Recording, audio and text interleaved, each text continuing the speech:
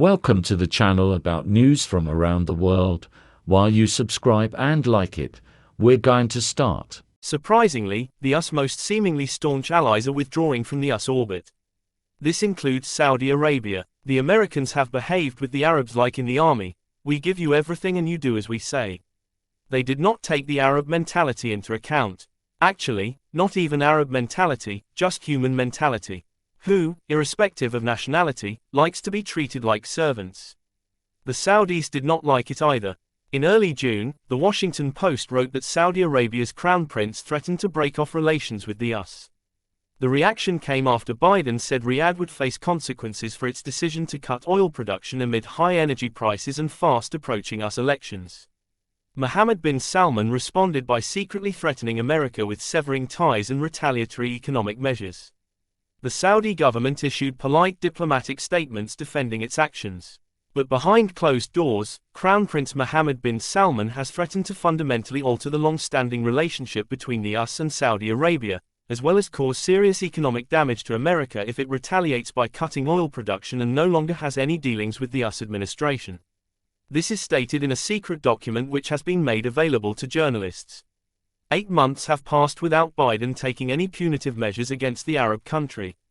And Mohammed continues to be in contact with senior US leaders, such as Secretary of State Antony Blinken, whom he met in early June. The Saudis have been responsive to changes in the world, including the shaken position of the US and its confrontation with China.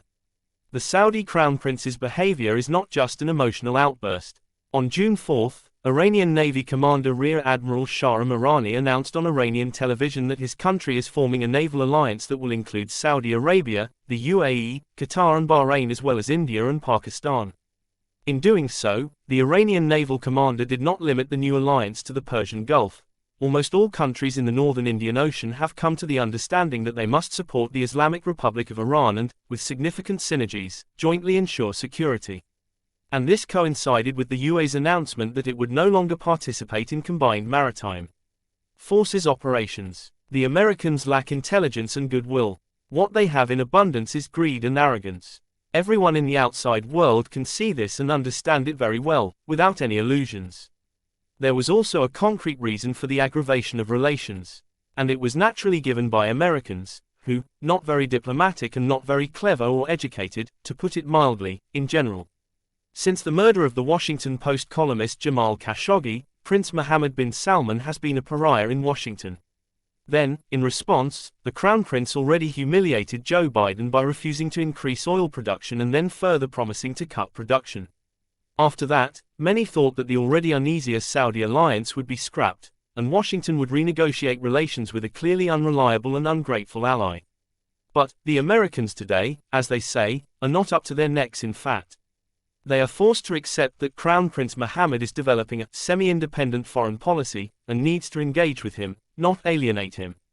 Before Blinken's visit to Saudi Arabia on the 6th of June 2023, the US said it was focused on the future, and that the relationship with Saudi Arabia was an important strategic partnership for the US.